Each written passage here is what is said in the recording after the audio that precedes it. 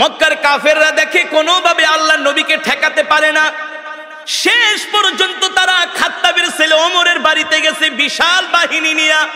Abu Jahl, Abu Lahab, Utba, শাইবা, Walid ইবনে মুগীরারা খাত্তাবের ছেলে ওমরের বাড়িতে গেছে। যে বলে, ওমর শোনো শোনো, তুমি হলো আমাদের সবচেয়ে বড় নেতা, তুমি হলো শক্তিশালী সাহসী যুবক, আমরা তোমার কাছে একটা বিপদে পড়ে এসেছি। ওমর বলে, কি বিপদ বলো? বলে, এই মুহাম্মদ আমাদের বিরুদ্ধে অপপ্রচার করে, এই মুহাম্মদ বানায়া বানায়া কবিতা বলে সেটাকে কোরআন বলে চালায় দেয়। ওমর বলো, আমরা তো মুহাম্মদের এই কর্মকাণ্ড মেনে নিতে পারি না। বলেন নাউজুবিল্লাহ। ওমর ছিলেন বুদ্ধিমান, জ্ঞানী। ওমর ছিলেন, এ কারণে একটা প্রবাদ বাক্য আছে, মূর্খ বন্ধুর চেয়ে জ্ঞানী শিক্ষিত শত্রুও ভালো। আবু জেহেল আগে ছিল শিক্ষিত, এখন হয়ে গেছে মূর্খ। কারণ ছিলেন আবাল হেকাম, হেকমতের অধিকারী, জ্ঞানের বাবা, এখন হয়ে গেছেন মূর্খের বাবা আবু জেহেল। এই মূর্খ শয়তান আইসা বলে, ওমর শোনো, মুহাম্মদ খুব ডিস্টার্ব করতেছি, মুহাম্মদকে তোমাকে ছাড়া কেউ দমাতে পারবে না, তোমাকে ছাড়া কেউ দমাতে পারবে না। ওমর বলে, বলো কি করা যায়? বলে, মুহাম্মদরে সাইজ করো। নাউজুবিল্লাহ বলবেন না? আরে আল্লাহ নবীকে সাইজ করবে পৃথিবীতে এমন কারো ক্ষমতা আছে নাকি? শক্তি আছে নাকি? এই কোরআন তো কারো বানানো কোরআন না, এই কোরআন তো আল্লাহর জবানের কালাম। যে কোরআনের বিরুদ্ধে কথা বলে সে আল্লাহর বিরুদ্ধে কথা বলে। আর আল্লাহর জমিনে আল্লাহর নেয়ামত খায়া যে আল্লাহর কোরআনের বিরুদ্ধে কথা বলে, তার অপমান ছাড়া, লাঞ্ছনা ছাড়া কোনো উপায় নাই। আছে? এবার ওমর বলে, বলো আমি কি করতে পারি? আবু জেহেল বলে, ডাইরেক্ট অ্যাকশন, মুহাম্মদরে শেষ করে দাও।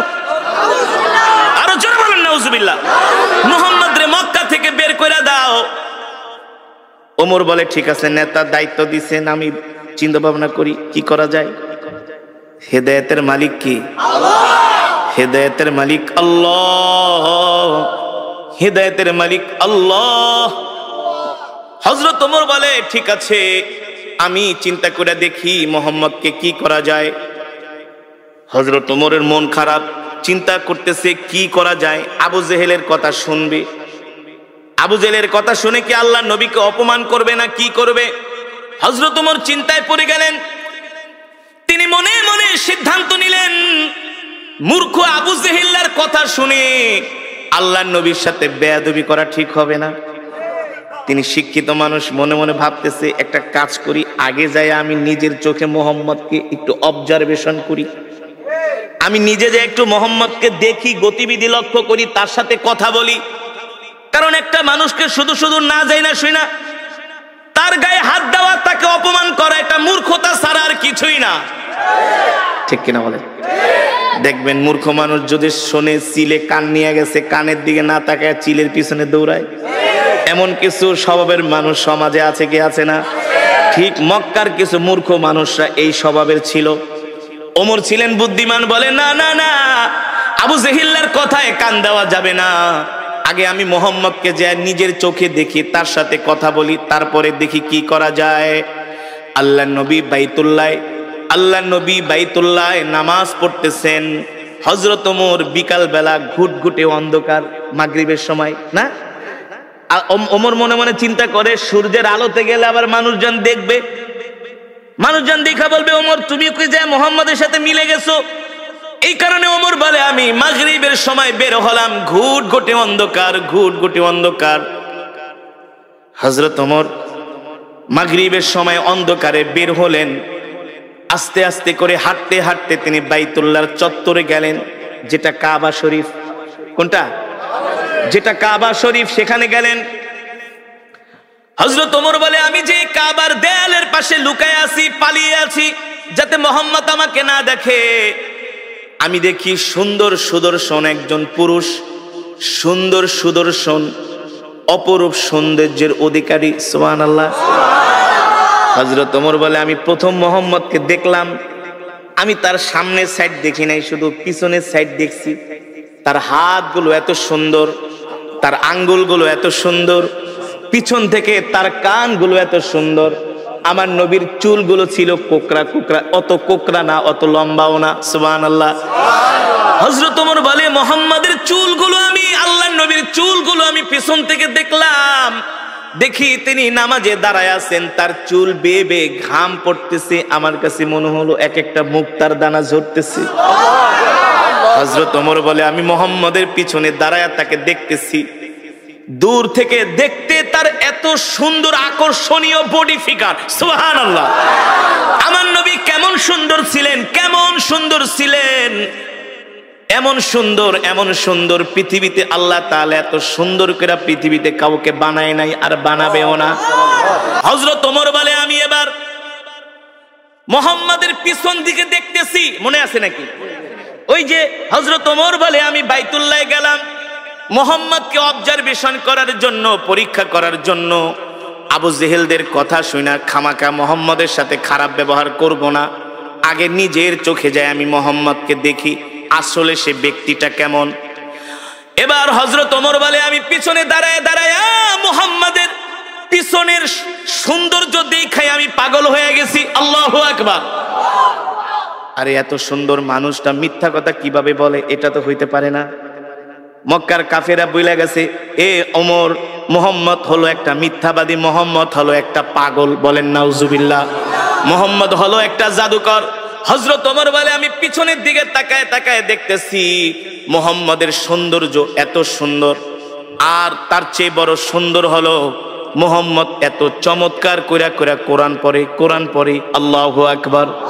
জোরে বলুন আল্লাহু আকবার।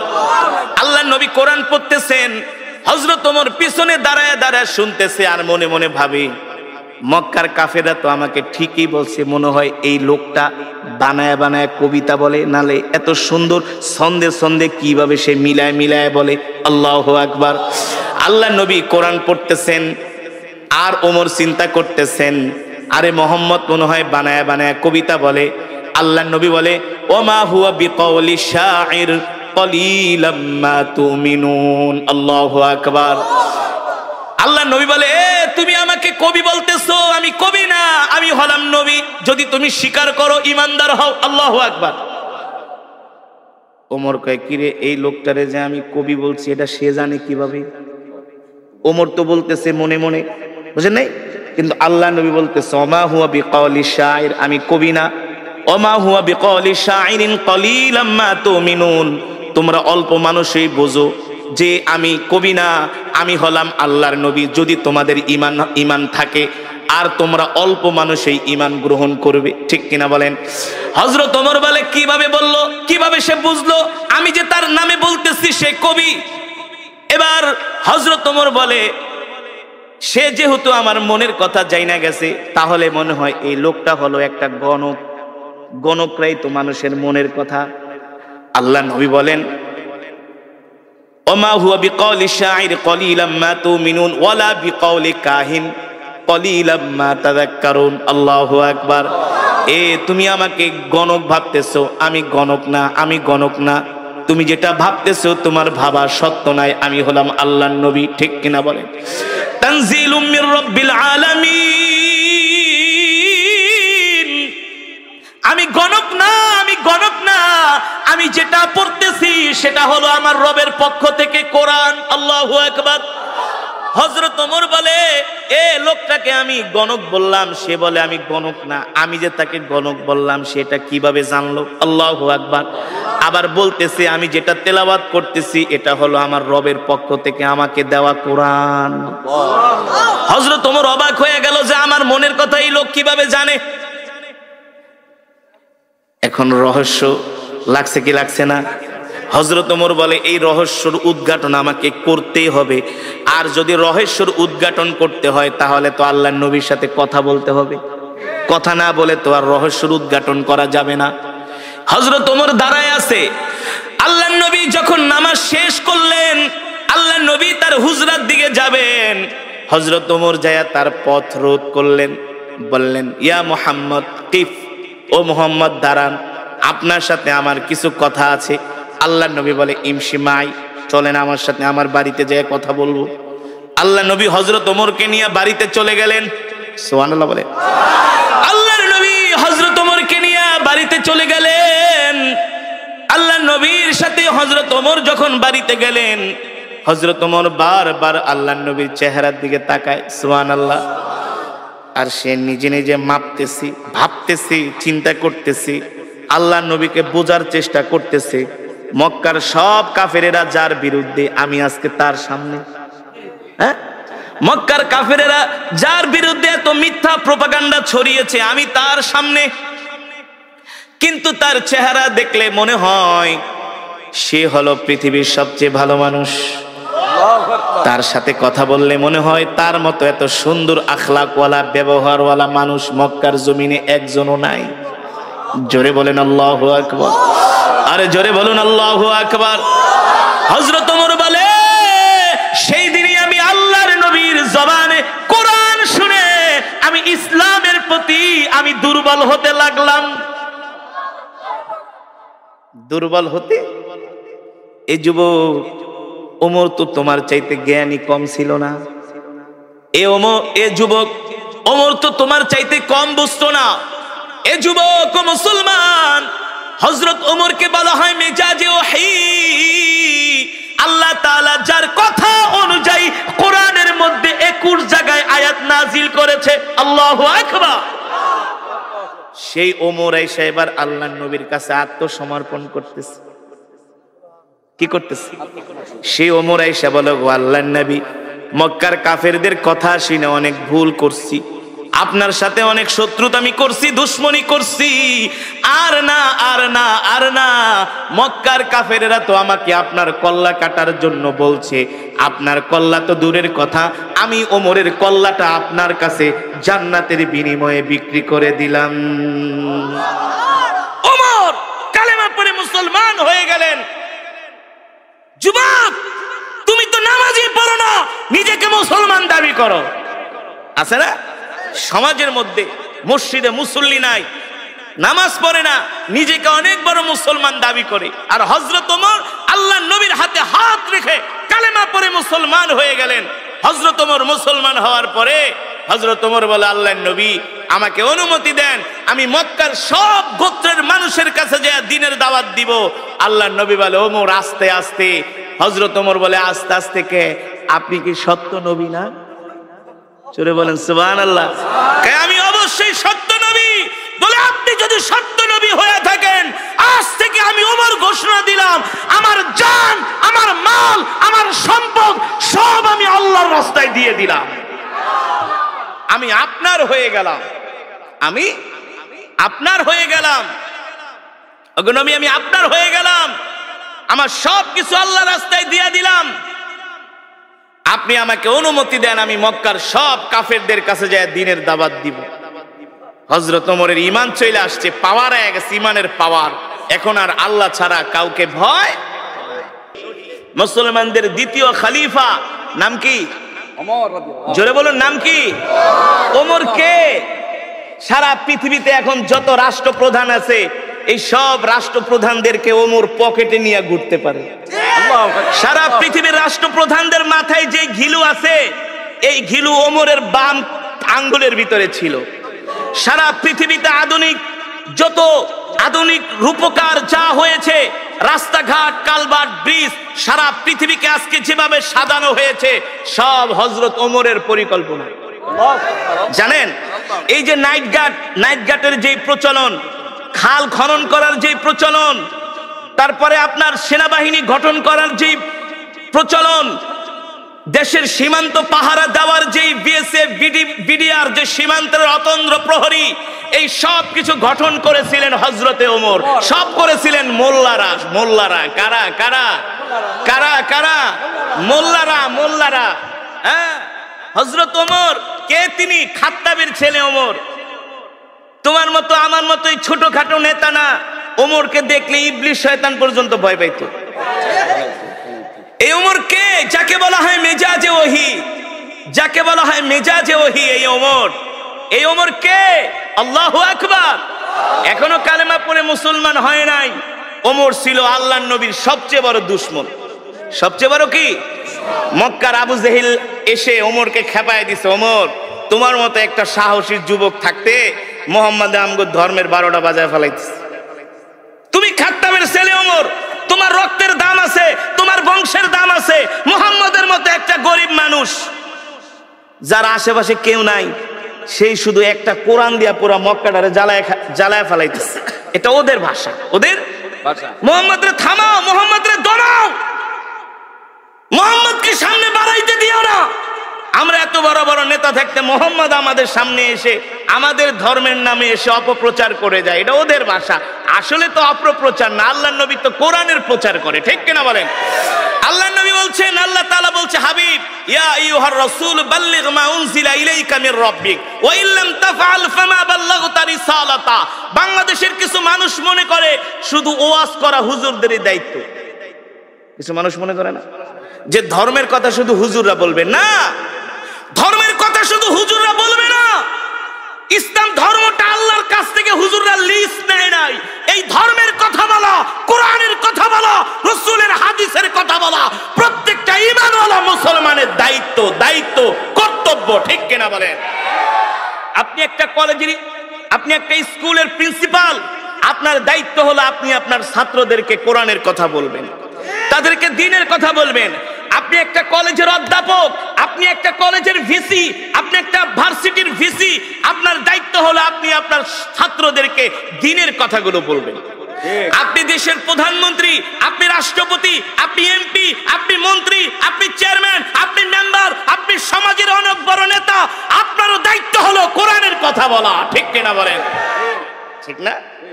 এখন তো কিছু সাধারণ মানুষ মনে করে শুধু হুজুররাই বলবে, সব হুজুরদেরই কাজ। না, প্রত্যেকটা মুসলমানকে আল্লাহ তাআলা দুনিয়ার জমিনে কেন পাঠিয়েছেন?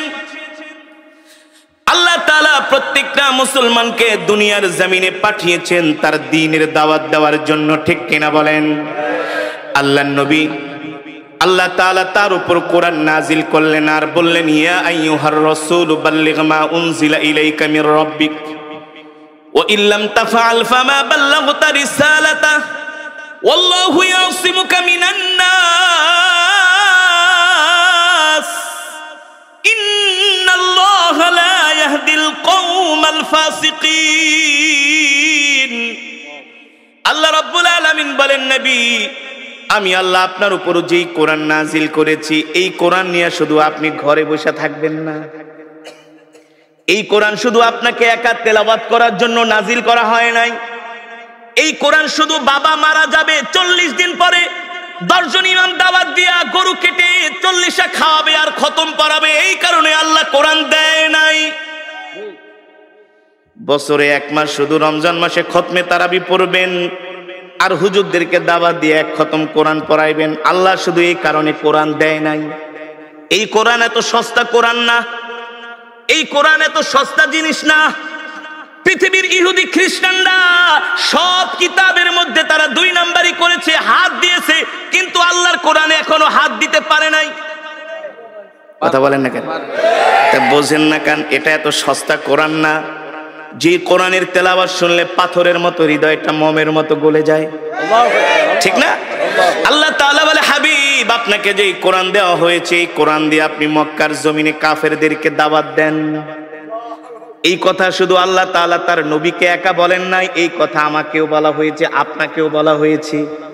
এই মাহফিলে যত যুবক আছেন সবার উপরে এই কোরআনের দাওয়াত দেওয়ার দায়িত্ব একা শুধু আমার উপরে না, শুধু আলেমদের উপরে না, প্রত্যেকটা কলেজ, ইউনিভার্সিটি, স্কুল থেকে শুরু করে যত সরকারি কর্মকর্তা আছে, বেসরকারি কর্মকর্তা আছে, সবার দায়িত্ব হলো আল্লাহর কোরআনের কথা বলা, আল্লাহর কোরআনের দাওয়াত দেওয়া, ঠিক কিনা বলেন? আল্লাহ তাআলা তার হাবিবকে ডাক দিয়ে বলে, হাবিব, আপনি কোরআনের কথা বলে যান।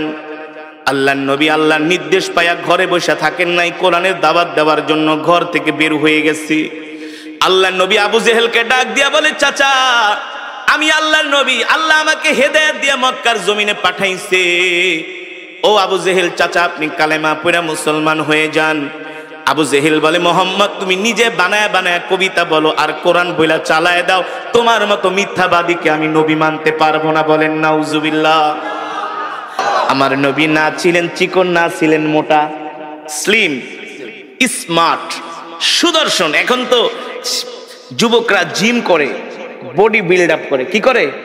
জিম করে। জিম, নামাজ নাই, রোজা নাই, হাফ প্যান্ট পরে শুধু জিম করে সারাদিন, বডি বিল্ড আপ করে। যুবক, তোমার নবী কে জানো?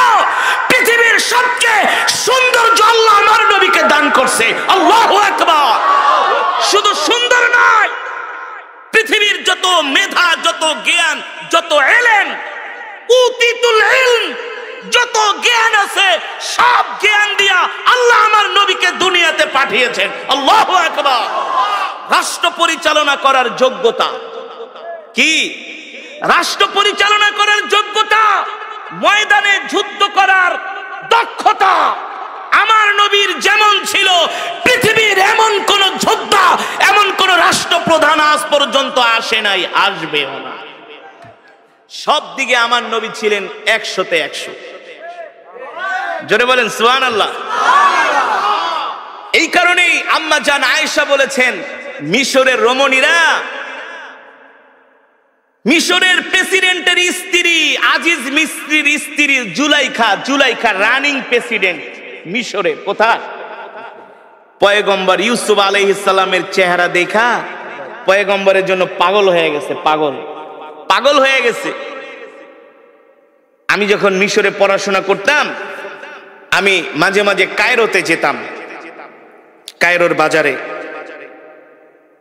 তো মাঝে মাঝে কায়রোতে যাওয়ার পরে এত সুন্দর মিশরের পুরুষগুলো, সব এক সাইজ। কয় সাইজ? দেখতে যেমন একেবারে এক সাইজ, এমন সুন্দর, এমন সুদর্শন, যেটা ভাষায় প্রকাশ করার মতো না। তো পুরুষের সৌন্দর্য যদি এমন হয়, তো রমণীরা কেমন হইতে পারে? এবার চিন্তা করেন তো, জুলাইখা কেমন সুন্দর। সে পয়গম্বর ইউসুফের চেহারা দেখে পাগল হয়ে গেছে। জুলাইখার বান্ধবীরা চিঠি লেখছে, এ জুলাইখা, কার জন্য পাগল হলি? তুই একটা প্রেসিডেন্টের স্ত্রী হইয়া সাধারণ একটা গোলামের জন্য পাগল হয়ে গেছস। জুলাইখা বান্ধবীদেরকে পত্র লেখছে, এই দূর থেকে সমালোচনা করিস না, সামনে আইসা একটা নজর দেখা যা, ক্র্যাশ খেয়ে যাবি, ক্র্যাশ, পাগল হয়ে যাবি, নজর ফিরাইতে পারবি না। সুবহানাল্লাহ। জোরে বলুন সুবহানাল্লাহ। জুলাইখা ছিলেন চালাক, বুদ্ধিমতী। তার বান্ধবীদেরকে ডাকছে, আয় দূরে থেকে তো আমারে গালাগালি করো, সামনে আইসা দেখা যা, এক ঝলক দেখা যা, এক নজর দেখা যা। জুলাইখার বান্ধবীরা আসছে, সবার হাতে আপেল দিয়েছে। কি দিয়েছে? আপেল আর ছুরি দিছে। যেই গোলামে লেগা পাগল হইছি, একটু পরে এই গোলাম এদিক দিয়ে যাবে, এক নজর দেখবি, বেশি না। কয় নজর? এক নজরের বেশি দেখা যাবে না, নিষেধ। বারবার তাকানো যাবে না। জুলাইখার বান্ধবীরা গেলে পাগল হয়ে গেছে। কি এমন পুরুষ যে একেবারে এক নজর দেখা লাগবে? কি এমন সৌন্দর্য? জুলাইখার বান্ধবীরা তো আর বোঝে নাই, যখন পয়গম্বর ইউসুফ আলাইহিস সালাম সামনে দিয়ে হেঁটে যাচ্ছে, জুলাইখার বান্ধবীরা খুশ গল্প করে আর আপেল খায় কেটে কেটে। পয়গম্বর ইউসুফ যাচ্ছেন, এক বান্ধবী আর এক বান্ধবীকে, বন্ধু দেখ, তাকায় দেখ, এটা কি মানুষ নাকি ফেরেশতা? সুবহানাল্লাহ। এটা মানুষ যাচ্ছে নাকি ফেরেশতা? মানুষের চেহারা তো এত সুন্দর না। আল্লাহু আকবার। জুলাইখার বান্ধবীরা আপেল খাইব তো দূরের কথা, পয়গম্বর ইউসুফ আলাইহিস সালামের চেহারার দিকে তাকায়, আপেল কাটতে কাটতে একেবারে আঙ্গুল কেটে ফেলায় রক্ত বের করে ফেলাইছে। কিন্তু তার নজর চেহারার থেকে নজর ফিরাতে পারে না। জুলাইখা ছিলেন বুদ্ধিমতী, সেও কিছু তাকাই আছে এক নয়নে। জুলাইখা ডাক দিয়ে, কিরে আপেল খাবি না ওই গোলামডারে দেখবি? জুলাইখা সব বান্ধবীরা হাতের দিকে তাকায় দেখে আঙ্গুল কেটে ফেলাইছে, রক্ত পড়তেছে। জুলাইখাকে, ব্যাপার কি? পিছনের থেকে না গালাগালি করছিলি, পিছনের থেকে না ভৎসনা করছিলি, এখন তারে দেখার পরে চোখ ফিরাইতে পারস না, আঙ্গুল কেটে ফেলাইছস, কারণ কি? জুলাইখার বান্ধবীরা, বান্ধবী রে মাপ চাই, ভুল করছি, সরি। এই গোলাম যে এত সুন্দর জীবনেও কোনোদিন ভাবতে পারি নাই, মনে হয় এটা মানুষ না, আসমান থেকে ফেরেশতা আইসা পড়ছে। আল্লাহু আকবার। জোরে বলেন আল্লাহু আকবার। আম্মা জান আয়েশা সিদ্দিকা রাদিয়াল্লাহু তাআলা আনহা বলেন, মিশরের রমণীরা পয়গম্বর ইউসুফের চেহারা দেখে আঙ্গুল কাটতে কাটতে, আপেল কাটতে কাটতে তারা আঙ্গুল কেটে ফেলেছে, তারা রক্তাক্ত হয়ে গেছে। আমার স্বামী মুহাম্মদ সাল্লাল্লাহু আলাইহি সাল্লামের চেহারা যদি তারা দেখতো, আঙ্গুল কাটতো না, আপেল কাটতো না, কলিজা কেটে ফেলতো, কলিজা। তারপরে আল্লাহর নজর ফিরাতে পারতো না। আল্লাহু আকবার। এমন সুন্দর চেহারা আল্লাহ আমার নবীকে দান করছে। আমার নবী যেটা করছেন সেটাই ফ্যাশন। সেটাই কি ফ্যাশন। আমার নবী যে স্টাইলে চুল কেটেছেন সুন্নত তরিকা, বাংলাদেশের আর্মিরা সেভাবে চুল কাটে। কারা? আর্মিরা চুল কাটে। আমি মিশরে গিয়ে থাইল্যান্ডে গিয়েছিলাম একটা প্রোগ্রামে। থাইল্যান্ডের রাজধানী ইয়ালা থেকে 800 কিলোমিটার দূরে, যেখানে 75% মুসলমান। প্রতি মহরম মাসে সেখানে একটা প্রোগ্রাম হয়। সারা পৃথিবী থেকে তারা আন্তর্জাতিক যারা কারি সাহেব আছে তাদেরকে দাওয়াত দিয়ে দিয়ে তারা মহরম মাস 10 তারিখ আছে না, তারা প্রোগ্রাম করে। সেই থাইল্যান্ডের মুসলমানরা প্রত্যেকটা থাই মুসলিম ছেলেদের চুল দেখি ছোট ছোট। আর যখন ব্যাংককে আসি এক একটার চুলে দেখি ডেঙ্গুরের বাসা, বল্লার বাসা, পাখির বাসা, হ্যাঁ হনুমানের মতো দেখা যায়। তো আমি থাইল্যান্ডের মুসলিম যুবকদেরকে জিজ্ঞেস করলাম, তোমরা এইভাবে চুল কাটো কেন? সবাই দেখি এক সাইজ চুল। বলে এটা হলে নবী মোহাম্মদ সাল্লাল্লাহু আলাইহি সাল্লামের সুন্নাহ। জোরে বলেন সুবহানাল্লাহ। এখনকার যুবকরা তো স্টাইল করে। কি করে? মেসির স্টাইলে চুল কাটে, নেইমারের স্টাইলে চুল কাটে, নেইমারকে অনুসরণ করে। তাদের গায়ের গেঞ্জি এমন টাইট, তারা প্যান্ট এমন ভাবে পরে পাছার অর্ধেক বের হয়ে যায়। এমন যুবক আছে কি আছে না? পুরা মাথা খালি, উপর দিয়া চুল। জিজ্ঞেস করি এইভাবে চুল কাটছো? বলে হুজুর এটা হলো এখন বর্তমান সময়ের আধুনিক স্টাইল, আধুনিক ফ্যাশন। এভাবেই আধুনিক মডার্ন যারা, তারা এইভাবেই চুল কাটে। যুবক তুমি জানো না পৃথিবীর সবচেয়ে আধুনিক ছিলেন তোমার আমার নবী, বিশ্ব নবী জনাবে মুহাম্মদুর রাসূলুল্লাহ সাল্লাল্লাহু আলাইহি ওয়াসাল্লাম। ঠিক কিনা বলেন? তিনি 1450 বছর আগে যেই ফর্মুলা দিয়ে গেছেন, বর্তমান আধুনিক বিজ্ঞান সেটা মানতে বাধ্য। সেটা কি? মানতে বাধ্য। তোমার আমার নবীকে জানো, তোমার আমার নবীকে জানো। পৃথিবীর যত যোগ্যতা, সব যোগ্যতা আল্লাহ তাআলা আমার নবীকে দান করেছিলেন।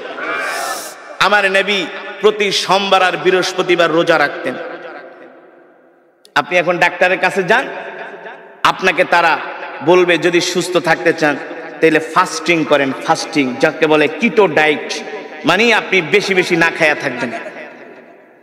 কি করবেন? না খেয়ে থাকবেন। ডাক্তারের কাছে যান, ডাক্তার বলবে এই বেশি পেট ভরে খায়েন না, তাইলে রোগ হবে। 3 ভাগ খান, 1 ভাগ খালি রাখেন। 3 ভাগ খান, 1 ভাগ খালি রাখেন। আপনি দেখবেন যদি প্রচুর পরিমাণে খাওয়া দাওয়া করেন, আপনার কাছে একটা অস্বস্তি লাগবে। না পারেন হাঁটতে, না পারবেন বইতে, না পারবেন ঘুমাইতে। আর 3 ভাগ খান, 1 ভাগ খালি রাখেন, দেখবেন শরীরটা কত সুস্থ লাগে। ঠিক কিনা বলেন? যেটাকে বলা হয় ফাস্টিং। এর উদ্ভাবন কে করেছে? এই ডায়েট কন্ট্রোল কে শিখিয়েছে? আমার নবী, আপনার নবী জনাবে মুহাম্মদুর রাসূলুল্লাহ সাল্লাল্লাহু আলাইহি ওয়াসাল্লাম। ঠিক কিনা বলেন? জাপানের ডাক্তাররা বলে বেশি বেশি ফাস্টিং করো, বেশি বেশি না খায়া থাকো, বেশি বেশি রোজা রাখো, রোজা রাখলে তুমি সুস্থ থাকবা। এই ফর্মুলা তো কে শিখিয়েছেন? আল্লাহর নবী শিখিয়েছেন। বর্তমানে এখন দাঁতের ডাক্তারদের কাছে গেলে প্রচুর টাকা দিতে হয়। ঠিক কিনা বলেন? প্রচুর টাকা দিতে হয়। আমি থাইল্যান্ডে গিয়েছি, ব্যাংককে একটা ডক্টরের কাছে। তিনি আমার দাঁতগুলো চেক করলেন। থাইল্যান্ডের রাজধানী ব্যাংকক, একেবারে ব্যাংককের পাশেই সুকুম্বিত একটা জায়গা আছে সেখানে। আর থাইল্যান্ড হলো পৃথিবীর সবচেয়ে চিকিৎসার দিক থেকে বর্তমানে 5 নম্বরে আছে পুরা পৃথিবীতে, অল পৃথিবীতে, স্বাস্থ্যের দিক থেকে, চিকিৎসার দিক থেকে।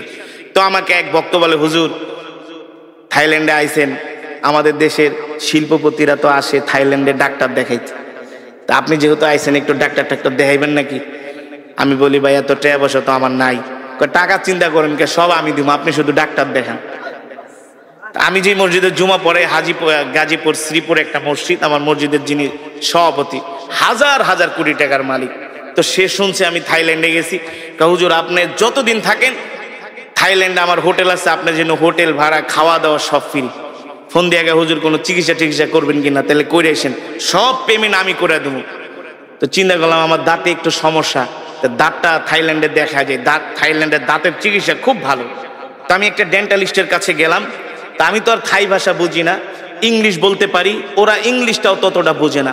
কিন্তু প্রত্যেকটা ভালো ভালো হসপিটালে এক এক দেশের ভাষা ট্রান্সলেট করার জন্য এক এক দেশের লোক থাকে। যেমন আমাদের অনেক বাঙালি থাইল্যান্ডের হসপিটালে আছে, আমি যেটা বাংলায় বলবো সে সেটা ডক্টরকে থাই ভাষায় অথবা ইংলিশ ভাষায় তাকে বুঝিয়ে দিবে। তো তিনি আমার দাঁত দেখা চেক করলেন, এক্স রে করলেন। এক্স রে করার পরে ডাক্তার বলতেছে, তোমার ওই বাঙালিকে ডাক দিয়া কয়ে, এটা কেঠার তোদের দেশের? উনি বলতেছেন উনি হচ্ছে রিলিজিয়ান পার্সন, অর্থাৎ আমাদের ধর্মগুরু। মানে আমরা বলি না হুজুর, ইংলিশে বলে যে রিলিজিয়ান পার্সন, ধর্মগুরু, ধর্ম চর্চা করে, ওনাকে যেভাবে হোক বুঝাচ্ছে। পরে বলতেছে যে ওর দাঁত তো কোনো সমস্যা নেই, খুব ভালো আছে।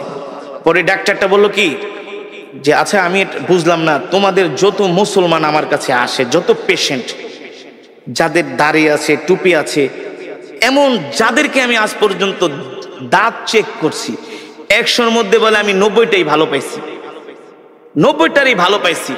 তো সে আমাকে হাসে হাসে একে, হুজুর একটা মজার ঘটনা ঘটছে। কি বলে? ডাক্তার আপনার দাঁতটা চেক আপ করে বলতেছে আপনার দাঁত খুব ভালো আছে। বলে আপনাদের মতো মানুষদের নাকি দাঁত যত চেক করে, থাইল্যান্ড মুসলিম হোক, থাইল্যান্ডের হুজুর যারা আছে সবার, বলে সবার দাঁত ভালো, কারণটা কি? পরে আমি বলি ভাই এর রহস্য হলো আমি প্রতিদিন 5 ওয়াক্ত নামাজে 5 বার, কয়বার? 5 বার মেসওয়াক করি। যখন থেকে রসুলের হাদিস পড়েছি, যখন থেকে বুঝ হয়েছে, তখন থেকে এই মেসওয়াক ছেড়ে দেই নাই। রসুলের হাদিস, আপনি যদি এই মেসওয়াক করেন আপনার পেটের কোনো রোগ থাকবে না, লিভারের কোনো রোগ থাকবে না, স্টোমাকে আপনার কোনো রোগ থাকবে না। মেসওয়াক করার কারণে আপনার লিভার, আপনার পিত্ত, আপনার পেটের মধ্যে আরো যত মেশিন আছে, পার্টস আছে, এই মেসওয়াক করার কারণে আল্লাহ তাআলা আপনার পেটটাকে ভালো রাখবেন, সুস্থ রাখবেন। মোট কথা আপনার পেটের কোনো রোগ হবে না। এটা হলো দুনিয়ার উপকার। আখিরাতের উপকার কি? যে মেসওয়াক করবে আল্লাহ তাআলা ইন্তেকালের সাথে সাথে তাকে বিনা হিসাবে জান্নাত দিয়ে দিবে। এই মেসওয়াক করার 70টার উপরে উপকার আছে। মেসওয়াকের 70টার উপরে উপকারিতা, 70টা এই মেসওয়াক আল্লাহর নবী কয় আমি যেভাবে মেসওয়াক করি, আমার সাহাবীরা যেভাবে মেসওয়াক করতেছে না, আল্লাহ তাআলা মেসওয়াক করা আমার উম্মতের উপর ফরজ করে দেয়।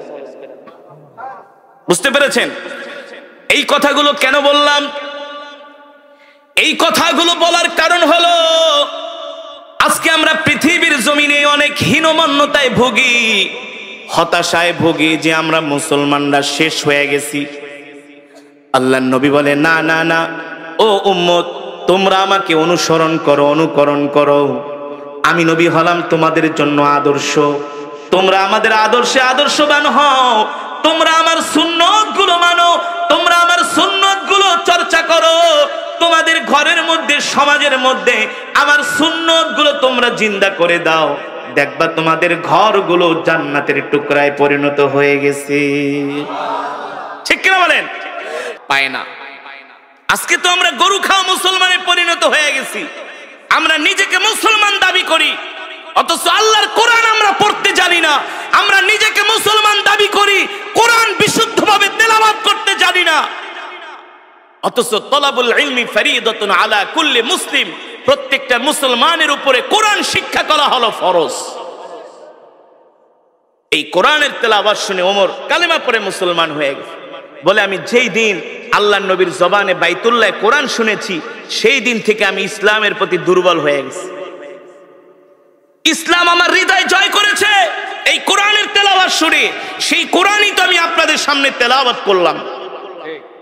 দুঃখের বিষয় আমাদের সমাজের মেজরিটি পার্সেন্ট মানুষ কোরআন পড়তে জানে না। 60-70 বছর হয়ে গেছে, 10টা সূরা মুখস্থ করতে পারে না। ঠিক কিনা বলুন? বিশুদ্ধভাবে পড়তে পারে না। অথচ আমরা নিজেকে অনেক বড় ইমানদার দাবি করি, অনেক বড় ইমানওয়ালা দাবি করি।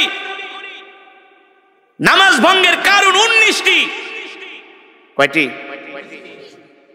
তার মধ্যে একটা অন্যতম কারণ হলো নামাজে অশুদ্ধ পড়া। নামাজে অশুদ্ধ পড়া। আমরা আমাদের সন্তানরা কোরআন শিখছে কিনা সেই দিকে খবর নেই না। ইংরেজি শিক্ষক রাখি সন্তানের জন্য মাসে 5,000 টাকা বেতন দিয়া। কথা বলেন। ইংরেজি শিক্ষক রাখি 5,000 টাকা বেতন দিয়া, গণিতের শিক্ষক রাখি 6,000 টাকা বেতন দিয়া, ছেলেকে বাংলায় অনার্স করাই, ইংলিশে অনার্স করাই, মাস্টার্স করাই, ডক্টরেট করাই, পিএইচডি করাই। আর কোরআন শিখানোর জন্য মসজিদের মুয়াজ্জিনকে জায়গা, হুজুর আমার ছেলেরে পড়াইবেন? কয় পড়ামু। বেতন কত? কয় বেশি না, 500 দিতে পারুন। কত? তাও মাসে, বছরে 6 মাস বাকি। কথা কন। নিজেও কোরআন পড়তে পারে না, সন্তানকেও কোরআন শিখায় নাই। অথচ রাসূলের সাহাবীরা কেমন ছিলেন জানেন? তারা আল্লাহর নবীর কাছে আয়েশা কোরআন নিয়ে বসে থাকতেন। কোরআন এখনো সেই ধারাবাহিকতা চালু আছে। মসজিদে নববীর প্রতিটা পিলারে পিলারে কিন্তু কোরআনের মক্তব। পুরো মসজিদে নববীতে 1200-র উপরে মক্তব আছে। মক্তব এখন তো বাংলাদেশে মক্তব বন্ধই হয়ে গেছে। আগে ছোটবেলায় দেখতাম ফজরের পরে ইমাম সাহেব ঘোষণা করত, এই মক্তবের ছাত্র ছাত্রীরা তাড়াতাড়ি করে মক্তবে আসো। ঠিক না? ইমাম সাহেবের কাছে যে আগে আমরা কায়দা পড়তাম, সিপারা পড়তাম, কোরআন শরীফ পড়তাম। বাড়িতে আসার সময় 10 মিনিট জোরে জোরে সূরা মুখস্থ করে সালাম শিখাইতো, যে বাড়িতে যায় আগে মা বাবাকে সালাম দিবা। আজকে আমরা আমাদের সন্তানদেরকে কোরআন শিখাই না, দিন শিখাই না, নিজেও শিখি না, সন্তানদেরকেও শিখাই না। এই কারণে আমাদের সন্তানগুলো দিন দিন নষ্ট হয়ে যাচ্ছে। হচ্ছে না? 6-7 এর ছেলেরা এখন ওপেনলি রাস্তায় দাঁড়ায় সিগারেট খায়। 8 এর ছেলেরা সিগারেট খায়। ইন্টারের ছেলেদের পকেটে এখন সিগারেটের প্যাকেট থাকে, গাঞ্জার প্যাকেট থাকে। ঠিক কিনা বলেন? বানিয়ে বলছি। 6-7 এর পোলাপান সিগারেট খায়। এই সিগারেট খাও কাকে? আপনার বাপের টাকা দিয়ে খাই? আপনার বাবার টাকা দিয়ে খাই? আপনি বলার কে? আমার বাবার টাকা দিয়ে আমি সিগারেট খাই। আস্তাগফিরুল্লাহ। আমার সন্তানগুলো এমন বেয়াদব কিভাবে হলো? কারণ কি? আমরা তাদেরকে ধর্মীয় শিক্ষা দিচ্ছি না, দ্বীনি শিক্ষা দিচ্ছি না। আগে তো দরকার ছিল সন্তানদেরকে দ্বীনি শিক্ষা দেওয়া। কথা বলেন। রাগ করতেছেন? আজকে স্কুল কলেজে কি হচ্ছে? ধর্মীয় শিক্ষা তো নাই, ধর্মীয় শিক্ষা নাই। আমি বানিয়ে বলছি। এই যে কোরআন আমি পড়লাম, আমাদের সন্তানরা 10টা সূরা মুখস্থ পড়তে পারে না। উচিত তো ছিল আমাদের সন্তানদেরকে আগে কোরআন শিখানো, দিন শিখানো। অবশ্যই অবশ্যই আমার সন্তান কলেজে পড়বে, ইউনিভার্সিটিতে পড়বে, আমার সন্তান ডাক্তার হবে, ইঞ্জিনিয়ার হবে, বড় ব্যবসায়ী হবে, বড় নেতা হবে। এটা আমার গর্ব, এটা আমার গর্ব। কিন্তু কোরআন না শিখলে তো আমার সন্তান সব শিক্ষা পরে আমার সন্তান বিপদগামী হয়ে যাবে, দিন হারা হয়ে যাবে, ইসলাম হারা হয়ে যাবে। এ কারণেই তো ওই দিনকে দেখলাম টেলিভিশনের মধ্যে অনেক অভিভাবক কান্না করে বলতেছে, আমরা স্কুল কলেজের এই কারিকুলাম শিক্ষা ব্যবস্থা চাই না। বলে কেন? বলে এই শিক্ষা ব্যবস্থার মধ্যে শিখার মতো কিছুই নাই। ঠিক বানায় বলছি? বলুন আমি বানিয়ে বলছি? এই কথাগুলো কেন বললাম? আমাদের সন্তানদেরকে যদি ধর্মীয় শিক্ষা দেওয়া না হয়, এই কোরআন যদি না শেখানো হয়, আর 1, 2, 3 যুগ পরে দেখবেন যে জেনারেশন গুলো আসবে, আপনি মসজিদ বানাইবেন কিন্তু মুসল্লি পাইবেন না। আপনি মসজিদ বানাইবেন, টাইলস লাগাইবেন, এসি লাগাবেন, মসজিদের 300 হাত দূরে বসে আপনার ছেলেরা চায়ের দোকানে বাংলা সিনেমা দেখবে আর গাঁজা খাবে। এখন তো সেটাই হচ্ছে। কথা বলেন? সেটা হচ্ছে। মসজিদ পাকা হচ্ছে, মসজিদ সুন্দর হচ্ছে, কিন্তু মুসল্লি নাই। আছে? আমি চাঁদপুরে এক মাহফিলে গেছি, মতলব, চাঁদপুর মতলব, মায়া চৌধুরীর এলাকা। মায়া চৌধুরীর এলাকা 50 ডেক খিচুড়ি রান্না করছে। আমি ইমাম সাহেবের কই, মাশাআল্লাহ আপনার এলাকা তো সব ধর্মভীরু মুসলমান। কয় হুজুর বুঝেন না, 50 ডেক খিচুড়ি আনছি কি এমনি নাকি? আমি কই মাশাআল্লাহ। মানুষ 20-30 হাজার। কয় হুজুর বেশি না, 40 বছর ধরে ওয়াজ করাই, সব ওয়াজ শুনতে আয়া পড়ে। আমি বলি লোকজন? কয় সব আমগো এলাকার আশেপাশে, ম্যাক্সিমাম এলাকার সমাজের 2-4 গ্রাম দূরে, আর বেশিরভাগ আমাদের এলাকারই, সব ঢাকায় ঢুকায় থাকে, সবাই আয়া পড়ছে। হ্যাঁ, তো ভালো কথা। খুব ধার্মিক, খুব ধার্মিক, খুব ওয়াজ শোনে হুজুর। আপনি 3 ঘন্টা ওয়াজ করলো একজন লোক উঠবো না, যত ওয়াজ করবেন। আর একটা হুজুর এমন কেরাত পড়বেন, মাইক মুখ ফাড়া লাইবেন। আর একটা এক হুজুর এমন ওয়াজ করবেন একবারে যাতে মানুষ ঘরের থেকে দূরে আয়া পড়ে। মাশাআল্লাহ। আমি কই তাইলে ইমাম সাহেব ওয়াজে তো অনেক লোক হয়, আপনি বললেন আপনার সমাজের মানুষ খুব ধার্মিক, মাশাআল্লাহ, তো মসজিদের কি অবস্থা? আপনি দেখেন না কত বড় মসজিদ, টাইলস মাইলস, গ্রামের ভিতরে এসি লাগাইছি, বুঝেন না? তো ফজরের নামাজের কি অবস্থা? কোন নামাজের? কোন নামাজের? কয় হুজুর কি বলবো, দুঃখের কথা, অনেক দুঃখের কথা। এতক্ষণ তো পুরো ফাল পারছে, খিচুড়ি খাওয়া, এই করায় সেই করায়। হুজুর কি কমু? হ্যাঁ হুজুর কি কমু, খাই 80 করে, 80 ঘর পর্যন্ত, বুঝেন নাই? খাই 80 ঘরে, মানে 80 বাড়ির থেকে বাটিতে ইমাম সাহেবকে খাবার পাঠায়, তো ভালোই খান। হ্যাঁ খুব মহব্বত করে। তো মুসল্লি হুজুর ফজরের নামাজে 8 জন মুসল্লিও হয় না। জুমার নামাজে হুজুর উজুখানেও জায়গা দেওয়া যায় না, মাঠ ঘাট সব বইরা যায়। তো জুমার নামাজে যদি জায়গা দেওয়া না যায়, ওয়াজ মাহফিলে যদি 50 ডেক খিচুড়ি রান্দা খাওয়ান, তো ফজরের নামাজে 8 জন মুসল্লিকে, কারণ কি? কারণ কি? এখন আর ইমাম সাহেব কথা বলে না। আমি বলি শোনেন, রসুলের হাদিস, মানুষ যখন ধর্ম শিক্ষা থেকে দূরে সরে যাবে, আস্তে আস্তে করে ধর্ম শিক্ষা থেকে যখন দূরে সরে যাবে, দিন থেকে যখন দূরে সরে যাবে, তখন তাদের অন্তরটা পাথরের মতো শক্ত হয়ে যায়। তখন আর তাদের কাছে ইবাদত মজা লাগে না। ওয়াজে মানুষ আসে যে হুজুরে কেমনে টান দেয়, কেমনে সুর দেয়, একটু দেখাই, হাসায় না, কাদায় না, লাফায়, বুঝলেন নাই? রং ঢং দেখতে আসে। কিন্তু মানুষ যদি এই দিন না শিখে, কোরআন না শিখে, তাহলে আস্তে আস্তে করে 1 2 3 4 যুগ পরে এই মুসলমানগুলো ঈমান হারা হয়ে যায়, ঈমান হারা হয়ে যায়। এই কারণে আমাদের সন্তানদেরকে দিন শিখাতে হবে, নিজেও কোরআন শিখতে হবে, সন্তানদেরকেও কোরআন শিখাতে হবে। হযরত ওমর এই কোরআনের পাগল হইয়াই তিনি কালেমা পড়ে মুসলমান হয়ে গেছে, এই কোরআনের পাগল হইয়া, কোরআন শুনা। এই কারণে আমি আপনাদের হাতে ধরি, পায়ে পড়ি। আজকে আমাদের স্কুল কলেজের সন্তানগুলো নষ্ট হয়ে যাচ্ছে, কারণ ধর্মীয় শিক্ষা তাদের মাঝে নাই। আগে আমাদেরকে ধর্মীয় শিক্ষা তাদেরকে দিতে হবে, ঠিক কিনা বলেন? 1 2 বছর 3 বছর আগে তাদেরকে কোরআন শিখাতে হবে, দিন শিখাতে হবে, আদব কায়দা শিখাতে হবে, ভদ্রতা শিখাতে হবে, সভ্যতা শিখাতে হবে। এগুলো ধর্ম শিক্ষা ছাড়া বিকল্প কোনো পথ। এ কারণে আপনারা রাগ করবেন না, আমাদের সন্তানদেরকে অবশ্যই আমরা স্কুল কলেজে পড়াবো, কিন্তু আগে আমরা ধর্মীয় শিক্ষাটা দিব, ঠিক কিনা বলেন? রসুলের শিক্ষা দিব, ওহির শিক্ষা দিব। তাহলে আমার সন্তান ডাক্তার ইঞ্জিনিয়ার হলেও কখনো আমার সন্তান বিপদগামী হবে না, বিপদগামী হবে না। অনেক অভিভাবক আয়সা বলে হুজুর একটা তাবিজ দেন, কি হয়েছে? আমার সন্তান একেবারে গাঁজা নেশা করতে করতে অ্যাডিক্টেড হয়ে গেছে, গাঁজা নেশার প্রতি এতটা অ্যাডিক্টেড হয়েছে, নষ্ট হয়ে গেছে, হুজুর কিছু তাবিজ টাবিজ দেন, পানি পড়া দেন। আমি বলি ভাই তাবিজ কেন, আমার এই বাইকটাও যদি তাবিজ বানায় খাওয়ান কোনো লাভ হবে না। আগে দরকার ছিল আপনার সন্তানকে ধর্মীয় শিক্ষা দেওয়া, কোরআন শিক্ষা দেওয়া, ঠিক কিনা বলেন? এ কারণে আমি যে কোরআনের তেলাওয়াত করলাম, কোরআন থেকে বয়ান করলাম, এর মূল মেসেজ কি?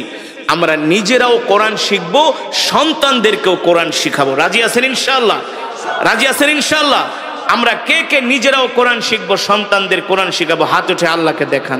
লিল্লাহে তাকবীর, লিল্লাহে তাকবীর। আল্লাহ কবুল করুন, বলি আমিন। হাত নামান দিয়ে বলতে হবে আমাদের হায়াতের মালিক কে? আমাদের রিজিকের মালিক কে? মুসলমান আমরা কার গোলাম? এক আল্লাহর গোলাম, ঠিক কিনা বলেন? মুসলমান এই আসমান কার? জমিন কার? কোরআনে আছে কি আছে না? আল্লাহ তাআলা বলছেন আলা লাহুল খালক ওয়াল আমর তাবারাকাল্লাহু রাব্বুল আলামিন। আমার নবী যখন মক্কার জমিনে এই কোরআনের দাওয়াত দিতেন, এই কোরআনের তেলাওয়াত করতেন, এই কোরআনের কথা বলতেন, আবু জেহেল, আবু লাহাব, উতবা, শাইবা, ওয়ালিদ ইবনে মুগিরারা আল্লাহর নবীর কোরআনের তেলাওয়াতের বিরুদ্ধে তারা দাঁড়িয়েছিল। তারা কোরআনের তেলাওয়াতকে পছন্দ করত না। মক্কার মানুষ যাতে কোরআন শুনতে না পারে, তারা সব রকমের বাধার প্রাচীর হয়ে দাঁড়িয়েছিল। আল্লাহ তাআলা নবীকে ডাক দিয়া বলে, হাবিব, আপনি মক্কার কাফেরদেরকে বলে দেন, আলা লাহুল খালকু ওয়াল আমর তাবারাকাল্লাহু রাব্বুল আলামিন। এ মক্কার কাফেরেরা, আমি যেই কোরআন পড়ছি, এই কোরআন আমি মুহাম্মদ বানায়া বানায়া বলি না, এই কোরআন হলো আল্লাহর জবানের কালাম। ঠিক কিনা বলেন?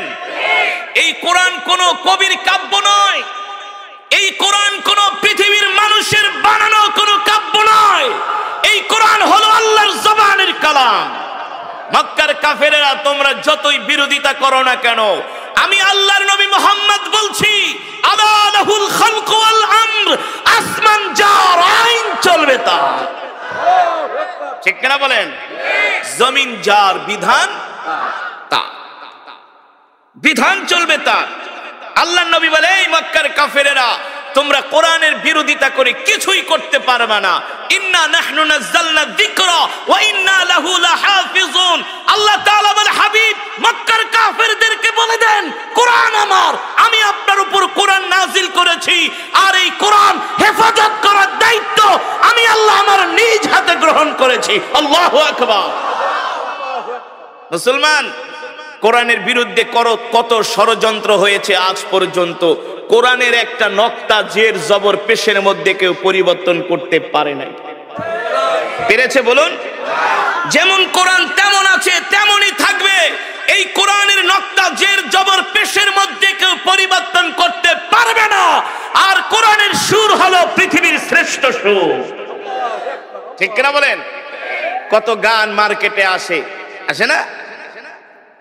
কাইটা যায়, সিরা যায়, ফাইটা যায়, লয়া যায়, নাকি? কত নতুন নতুন গানের সুর আসে। যুবকরা নতুন নতুন শুই না এক একটা মাতাল হয়ে যায়। গানের সুর শুই না একেবারে খাম্বা ধরে দাঁড়ায় থাকে। 1 মাস 2 মাস গেলে ওই সুর, ওই গান মার্কেট আউট হয়ে যায়। ওই সুর আর কেউ শুনতে চায় না। ঠিক কিনা বলেন? আমার কথা বাস্তব নাকি অবাস্তব? আচ্ছা বলুন, একটা গান কয় মিনিটের হয়? সর্বোচ্চ 5-7 মিনিট। কেউ যদি 5-7 মিনিটের বেশি গান গায়, যত ভালো সুর হোক, যত মিউজিক, যতই কিছু লাগাক না কেন, আধুনিক বাদ্যযন্ত্র, দৌড়ো বেটা, এত ঘ্যান ঘ্যান প্যান প্যানানি ভালো লাগে না, নতুন কিছু বের কর। ঠিক কিনা বলুন? আমি আপনাদের সামনে যে কোরআন পড়েছি, সূরাতুর রহমান, কেউ যদি এক গান বারবার গায়, এই এক গান ভালো লাগে না। আমি যে কোরআনের তেলাওয়াত করলাম সূরাতুর রহমান, আমি 5 মিনিট পড়ি নাই, 10 মিনিট পড়ে নেই, প্রায় 20 মিনিটের কাছাকাছি। কয় মিনিট? 22 মিনিট। তো কোন শিল্পী উঠে যদি 22 মিনিট কোন গান গায়, কোরে ধরে ঘাত ধরে তাড়াতাড়ি নামা। আরে এক গান শুনতে আইছি নাকি? কথা বলুন। মুসলমান, আর কিভাবে বুঝাবো? এই কোরআন আল্লাহর জবানের কালাম। এই কোরআনের তেলাওয়াত শুধু 22 মিনিট নয়, 22 ঘন্টা নয়, 22 বছর নয়, 22 লক্ষ কোটি বছর নয়।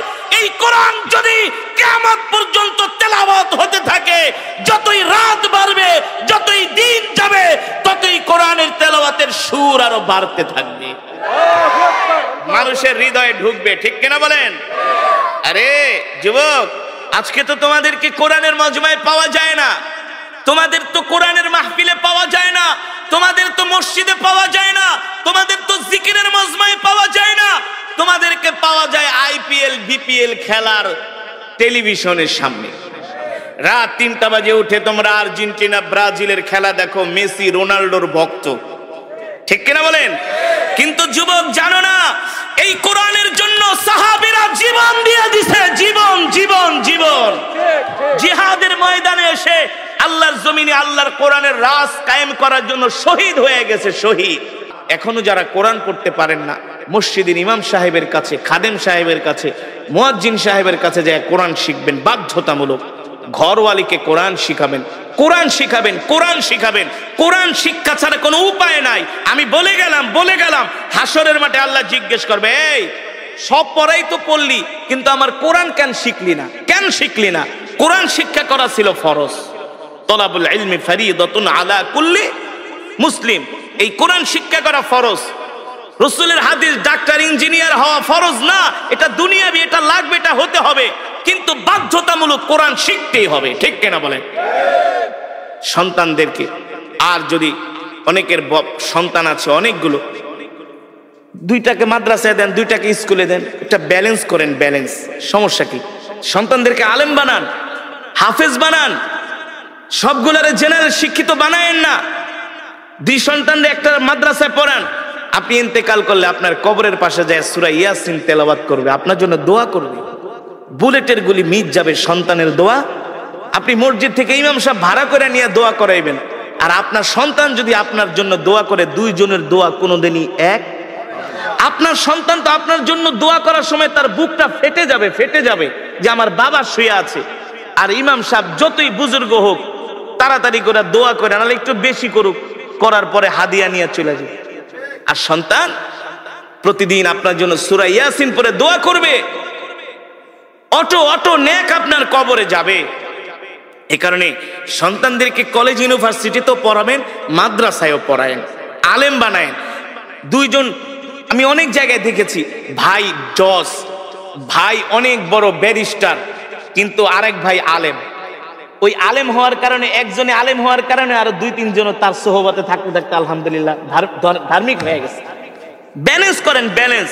সবগুলারে শুধু স্কুল কলেজে পড়ায়েন না, দুই একটা মাদ্রাসায়ও পড়ান, আল্লাহর কাছে দোয়া করেন। আলেম হওয়া এত সোজা না, এই ওহির জ্ঞান আল্লাহ সবাইকে দেয় না। কত ছাত্ররা মাদ্রাসায় ভর্তি করায় কিন্তু ঝইরা যায়, আছে না, ঝরে যায়। সন্তানদেরকে আলেম বানান, এটাই হলো সবচেয়ে বড় বিনিয়োগ, ইনভেস্ট। এই ইনভেস্টটা করে যান, এটাই থাকবে। মেয়ে সন্তান হলে মহিলা মাদ্রাসায় পড়ে আলেমা বানান, হাফেজা বানান, তার গর্ভ থেকে জন্ম নেবে মোহাম্মদুল্লাহ হাফেজ, তার গর্ভ থেকে জন্ম নেবে হাজী শরীয়তুল্লাহ। ঠিক কিনা বলেন? তার গর্ভ থেকে জন্ম নেবে জগৎ বিখ্যাত আলেম।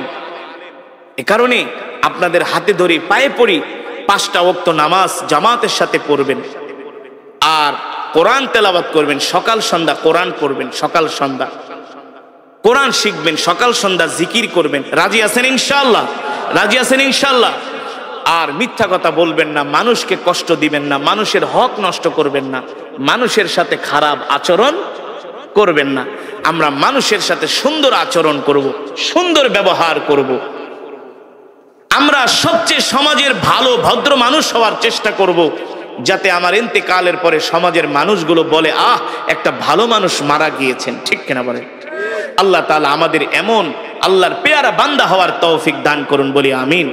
আজকে যে কোরআনুল কারীমের তেলাওয়াত আমরা শুনলাম, বয়ান শুনলাম, এই কোরআন যেন আমরা সকলেই শিখতে পারি, এই কোরআন অনুযায়ী যেন আমরা চলতে পারি, আমাদের জীবনটাকে সাজাতে পারি।